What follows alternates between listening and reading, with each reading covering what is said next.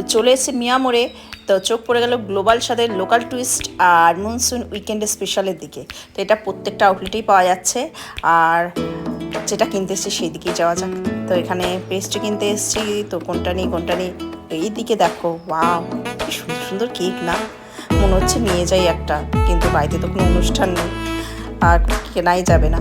আর এই কেকটা কিন্তু আমার দারুণ লেগেছে, কি সুন্দর মাল্টি কালারে, বা দারুণ।